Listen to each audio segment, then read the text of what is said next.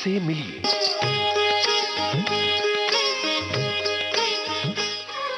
दोस्तों, इस प्रोग्राम में आज हम आपको टेलीविजन और सिने कलाकार अनंग देसाई से अमरकांत दुबे की बातचीत सुनवा रहे हैं। अमरकांत ने ये बातचीत अनंग देसाई से टेलीफोन पर की। अनंग जी, बहुत बहुत स्वागत है आपका हमारे इस प्रोग्राम में। नमस्कार दुबे जी, विविध भारती सुनने वाले श्रोताओं को भी बहुत बहुत नमस्कार। अनंग जी, हमारे दोस्तों की पहचान मैं एक बार और मतलब आपसे एक बार और पहचान करा दूं कि साथियों, ये अनंग जी जो इस समय आपसे मुखातिब हैं, ये खिचड़ी के बाबूजी हैं। तो लेकिन अपने दोस्तों को मैं ये भी बताना चाहता हूँ कि ये बाबूजी आजकल बड़े प्यारे प्यारे हो गए हैं, लेकिन जब ये आए थे बड़े खूंखार हुआ करते थे। तो मुझे ये बताइए अनंग जी, मैं बाकी की बातें तो फिर मैं करूंगा, लेकिन ये जो खूंखार अदाकारी थी आपकी, जो आप विलेन वाला जो आपका चोला था, उसको उतार के आपने ये इतना प्यारा प्यारा मुखौटा जो पहना है, ये सब कैसे क्या हो गया? बस इत्तेफाकन हो गया। कभी कॉमेडी का पुट तो मुझ में था। जब मैं राष्ट्रीय नाट्य विद्यालय दिल्ली में रेपर्टरी में भी था, वहाँ प्लेस भी करता था, तो एक दो कॉमेडी प्लेस भी किए थे। मगर यहाँ के यही सिलसिला चल पड़ा। शायद मैंने भी कभी नहीं सोचा था कि कॉमेडी के ऐसे रोल्स मुझे मिलेंगे और एक हास्य अभिनेता या कॉमेडी के जो कर सकते हैं ऐसे एक्टर के रूप में मैं जाना जाऊंगा। बस ये हो गया और इसका श्रेय मैं देता हूँ आतिश कापड़िया और जेडी मजीठिया को, जिन्होंने खिचड़ी बनाई जी। उन्हें पूरा विश्वास था, उनको लगता था कि मैं जो रोल वो था वो मैं कर पाऊंगा और उसमें जो हास्य रस है वो पूरी तरह निभा पाऊंगा जी। और वही हुआ और उसी की वजह से फिर ये कॉमेडी सीरियल्स का जो सिलसिला चल पड़ा, उसी की वजह से चल पड़ा। अनंग जी, आपने बातों के दौरान बताया कि राष्ट्रीय नाट्य विद्यालय में आप रहे हैं, तो मैं अब इसी की तरफ आता हूँ। आप शुरुआत हम वहीं से करेंगे कि आप जब स्कूल कॉलेज में पढ़ा करते थे, तब आपने सोचा था कि मैं अभिनेता बनूंगा? हाँ, उसी वक्त मैंने सोचा था कि मैं अभिनेता बनूंगा। स्कूल में मेरा शौक कल्चरल एक्टिविटीज में अभिनय की तरफ, संगीत की तरफ पहले से ही था। तो स्कूल में मैं एनुअल फंक्शन या ऐसे कोई भी प्रोग्राम होते तो उसमें मैं पार्टिसिपेट करता था। उस लेवल के नाटकों में पार्टिसिपेट करता था और वही बात कॉलेज में भी रही। बट ये जाकर कॉलेज में और फाइनल ईयर ऑफ कॉलेज में डिसाइड कर पाया मैं, क्योंकि उस वक्त मैं एक अमेचर थिएटर ग्रुप के साथ भी जुड़ गया था। तो जितना ये चीजें मैं ज्यादा करता गया, इतना मेरा शौक बढ़ता गया और ज्यादा उसमें करने की इच्छा जागी। तो बस almost final year of college, graduation जब मैं कर रहा था, तब ये मैंने तय किया कि बस अगर मुझे बनना है तो अभिनेता ही बनना है और यही काम करना है। आप मुंबई से ही थे शुरू से ही? नहीं, मैं अहमदाबाद में पैदा हुआ, गुजरात में जी। वहाँ पैदा हुआ, पला बड़ा, मेरी एजुकेशन वहीं रही। तो ये सारा स्कूल का, कॉलेज के जो भी हुआ वो अहमदाबाद में हुआ। तो और वहाँ जो अमेचर थिएटर ग्रुप के साथ जुड़ गया वो भी अहमदाबाद में हुआ। तो अहमदाबाद से मुंबई आना कब और कैसे हुआ? अहमदाबाद से मुंबई वाया दिल्ली आया मैं, क्योंकि अहमदाबाद से मैं जब ये डिसाइड किया कि मुझे यही करना है, तो फिर राष्ट्रीय नाट्य विद्यालय का ख्याल आया। मेरे फादर ने भी मुझे, पिताजी ने यही वो सलाह दी कि भाई करना है तो फिर ठीक से करो और कोई ऐसी अभिनय में कोई एक ऐसी ट्रेनिंग ले लो। पर अभिनय तो जन्मजात होता है, बट उसको एक संवारना जरूरी होता है। तो ऐसे कोई इंस्टीट्यूट के साथ जुड़ जाओ जहाँ तुम्हें एक्टिंग का और उसके अलग अलग पहलुओं का ज्ञान मिले। तो उसी वजह से मैं राष्ट्रीय नाट्य विद्यालय चला गया। मैं अप्लाई किया, एडमिशन मिल गया और फिर वो 3 साल का कोर्स किया। उसके बाद रंगमंच का लगाव इतना था कि क्या ही एक रंगमंडल जिसको बोलते हैं, राष्ट्रीय नाट्य विद्यालय रंगमंडल, तो एक प्रोफेशनल ग्रुप है राष्ट्रीय नाट्य विद्यालय के ग्रेजुएट्स का, और अलग अलग प्लेस करते रहते हैं और यही उसमें जोर दिया जाता है कि अच्छे नाटक, अच्छे स्तर के, अच्छी क्वालिटी के नाटक अलग अलग हों उसमें। तो उनके साथ मैं जुड़ गया, काफी सालों उनके साथ रहा और अच्छा थिएटर किया हिंदी में। आज जब फिर मैंने डिसाइड किया कि अब बात आगे बढ़नी चाहिए फिल्मों की तरफ, टेलीविजन शुरू हो चुका था टेलीविजन की तरफ, तो वो मुझे मुंबई खींच के ले आया और उन सारी चीजों के लिए जगह मुंबई ही है। अब ये बताइए कि आपके लक ने मुंबई में कब आपका साथ देना शुरू किया? शुरुआत कैसे हुई और वो कब आपने तय किया कि भैया मैं अब कहाँ जाऊं, मैं इधर जाऊं या उधर जाऊं, बड़ी मुश्किल है मैं किधर जाऊं, क्योंकि मुंबई तो बहुत से रास्ते दिखाती है। बहुत रास्ते दिखाते। तो मैंने तय किया था अभिनय करूंगा। धीरे धीरे मगर अच्छी शुरुआत हुई। थोड़ा फायदा हुआ कि एक आध सीरियल तो मेरा दिल्ली से ही शुरू हो गया। थोड़ा थोड़ा फिल्मों और टेलीविजन का मेरा सफर जो रहा है, शुरुआत का सफर, वो ऑलमोस्ट थोड़ा बहुत साथ साथ ही रहा। क्योंकि दिल्ली में जब राष्ट्रीय नाट्य विद्यालय में था तो मेरा सबसे पहला सीरियल जिसको मैं कहूंगा वो दिल्ली में रहते हुए बना। और थोड़ी शूटिंग उसकी पुणे में हुई थी, थोड़ी दिल्ली में हुई थी, बट वो दिल्ली में ही ज्यादा बना सीरियल। कौन सा सीरियल था वो? उसका नाम था राज से स्वराज। अच्छा। वो जो फेमस पॉलिटिकल ट्रायल्स अपने इंडिपेंडेंस मूवमेंट के जमाने के थे, वो ट्रायल्स, अलग अलग ट्रायल्स पर ये सीरियल था। थिएटर की एक सक्षम डायरेक्टर है अमाल अलाना, जिन्होंने प्लेज भी, मैं भी उनके कई प्लेज में रेपर्टरी में था तब काम किया, तो उन्होंने ये सीरियल बनाया था। सबसे पहला मेरा सीरियल वही था। और साथ में वहीं पर मेरी फिल्मी सफर भी शुरू हुआ कि सर रिचर्ड एटनबरो की फिल्म जो गांधी बनी थी, उसमें मैंने एक छोटा सा रोल किया है आचार्य कृपलानी का। वो भी दिल्ली में रहते हुए ही मुझे फिल्म मिली। मेरा एक परफॉर्मेंस जो रंगमंडल का था वो देखने आए थे रिचर्ड एटनबरो, और वहीं से बस मेरी कास्टिंग हुई। देखिए इसमें इसलिए मैं कह रहा था कि जो लक की बात थी कि कितना मतलब आपका जो घर से जो सिलसिला शुरू हुआ था वो आपका आपके प्रोफेशनल फील्ड में भी रहा है। मतलब शुरुआत ही आपकी एक इंटरनेशनल फिल्म से हुई, इतने बड़े बड़े कलाकारों के साथ, और इतना दमदार रोल आपको मिला।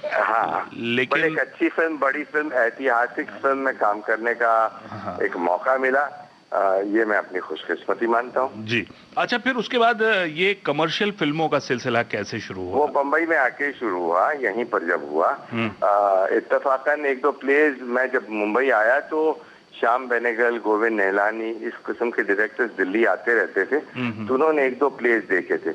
और मुंबई आकर अब सबको जानकारी तो मिलना जुलना पड़ता है, कि जानकारी तो देनी पड़ती है कि मैं एक एक्टर हूँ जो टेलीविजन में, फिल्मों में काम करना चाहता हूँ। तो इसी सिलसिले में मैं सबसे मिला, इन लोगों से भी मिला। और बस वो श्याम बेनेगल उन जमाने में भारत एक खोज बना रहे थे, तो उन्होंने मेरा नाटक भी देखा था दिल्ली में, तो बस वहीं से सिलसिला शुरू हो गया। भारत एक खोज में उन्होंने 15-20 एक्टर्स की एक टीम बनाई थी, क्योंकि इतिहास था उसमें पूरे, बिल्कुल वैदिक पीरियड से अपनी इंडिपेंडेंस तक, तो अलग अलग पीरियड में यही हम 20 एक्टर्स अलग अलग रोल्स करते रहते थे। तो एक साल भर का वो एक काम था जो करने में मजा भी आया, अच्छे एक्टरों के साथ काम भी किया, और एक बड़ा सुखद अनुभव रहा। तो वहीं से सिलसिला शुरू हो गया मेरा। और आपने जैसे बताया आपने रिचर्ड एटनबरो साहब के साथ काम किया, आपने बताया कि शुरुआत ही आपकी यहाँ पे, जब अगर आप मुंबई की बात करें तो श्याम बेनेगल जैसे धुरंधर निर्देशक के साथ आपकी शुरुआत हुई। तो इतने बड़े बड़े दिग्गजों के साथ काम करने का जो आपका अनुभव रहा है, जिसमें कि मैं खास तौर पे भारत एक खोज के बारे में जरूर बात करना चाहूंगा, क्योंकि वो एक अलग तरह का प्रयोग भी था। अगर आप उसको निर्माण के स्तर पर भी अगर हम बात करें तो वो एक अलग तरह का प्रयोग था श्याम जी का। तो उसमें आप बिल्कुल नए थे उस समय, आप मुंबई के लिए। बिल्कुल। तो कैसा अनुभव रहा श्याम बेनेगल जी और दूसरे जो उसमें बड़े बड़े कलाकार थे उन सब के साथ, आपको कैसा महसूस हुआ? बहुत अच्छा लगा, मुझे सीखने को बहुत कुछ मिला और कुछ अच्छे रोल्स भी मिले उसमें, और श्याम बाबू के साथ काम करने में मजा आया। टेक्नीशियन में कैमरामैन वी.के. मूर्ति, जिन्होंने गुरुदत्त जी की फिल्में मतलब कैप्चर की हैं, तो वो ऐसे सक्षम कैमरामैन के साथ काम करने का मौका मिला। तो ये एक बड़ा अच्छा अनुभव कि सब ऐसे लोग थे जिनसे मैंने कुछ सीखा ही। जी। मैं अब आपसे एक बिल्कुल अलग सा सवाल कर रहा हूँ कि रिचर्ड एटनबरो की फिल्म गांधी की आपने, श्याम बेनेगल साहब का सीरियल है भारत एक खोज आपने किया, उसके बाद आप कुछ ऐसी मसाला फिल्मों में नजर आए, बिल्कुल टिपिकल विलन बनकर। बिल्कुल वो सब क्या चक्कर था? श्याम बाबू के साथ बाद में मैंने और भी 2-3 ये पैरेलल सिनेमा की फिल्में की, बस यहाँ आने का मकसद ये था कि कुछ मेन स्ट्रीम की फिल्म भी करूं, फिल्में भी करूं। तो मैं महेश भट्ट जी से भी मिला।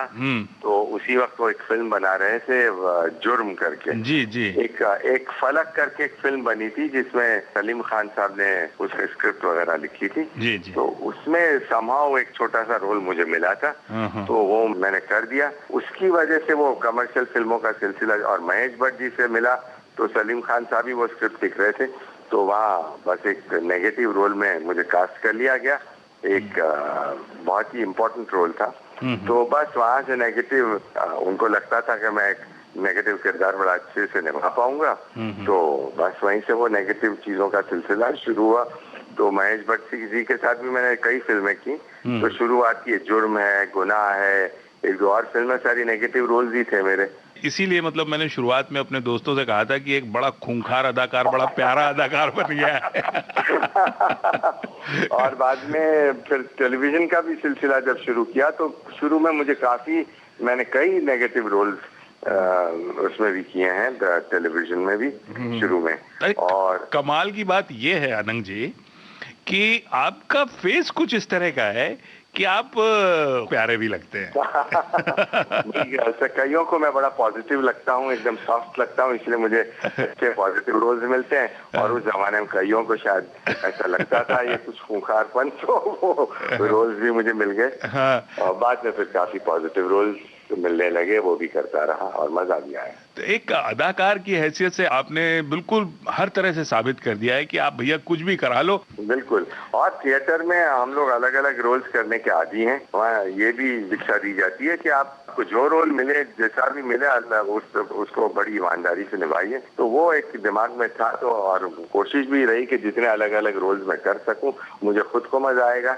और ऊपर वाले की दया से ऐसे अलग अलग किरदार थोड़े बहुत मिलते भी गए मुझे। आनंद जी, अब एक और बहुत कॉमन सा सवाल है, लेकिन आप जैसे अदाकार से, आप जैसे टैलेंटेड आर्टिस्ट से पूछना जरूरी हो जाता है कि आपने देखिए नाट्य विद्यालय में काम किया है, आपने बड़े बड़े मतलब हर तरह के डायरेक्टर्स के साथ काम किया है, चाहे आप बेनिकल साहब की बात कर लें या रिचर्ड एटनबरो साहब की बात कर लें या बाद के भी आपके जो डायरेक्टर्स रहे हैं। इतना सारा अनुभव होने के बाद क्या आपको ऐसा नहीं लगता कि आपको डायरेक्शन में आना चाहिए? कई बार लोग मुझे पूछते हैं, बट मेरा मन अंदर से, मुझे एक्टिंग करने में जो मजा आता है ना जी, तो एक और ही मजा है। और इंट्यूटिवली बस मैं उसी की तरफ झुक जाता हूँ। तो मैंने इसके बारे में ज्यादा सोचा नहीं है। सोचा तो जब भी कोई एक्टिंग का रोल आ जाए तो मैं उसी में फिर डूब जाता हूँ। तो मुझे नहीं लगता कि मैं डायरेक्शन कर पाऊंगा, क्योंकि एक्टिंग का एक अपना मजा है और वो मैं करना चाहूंगा लगातार। अब एक और सवाल मैं करना चाहता हूं, वो ये है कि एक समय था जब आप भारत एक खोज का समय अगर ले लें, उस दौर में जो सीरियल हुआ करते थे वो वीकली हुआ करते थे, ऑडियंस देखती थी, लेकिन आज डेली सोप हो गए हैं। उस समय के काम करने की जो एक स्टाइल अलग थी और आज के काम करने की स्टाइल जो है वो अलग है।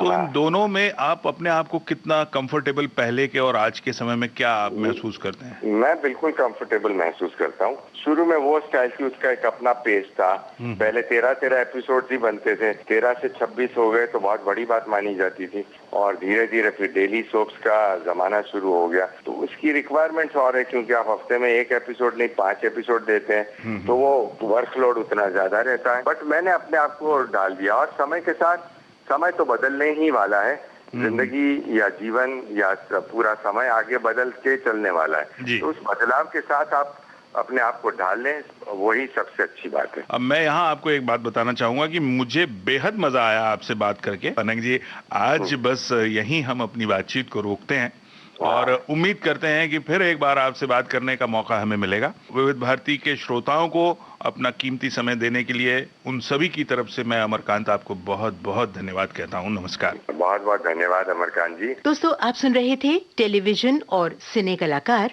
अनंग देसाई से अमरकांत दुबे की ये बातचीत। आपको बता दूं, ये बातचीत टेलीफोन पर की गई। तकनीकी सहयोग विनय तडवलकर ने दिया और विविध भारती की ओर से इस कार्यक्रम को प्रस्तुत किया मनीषा जैन ने।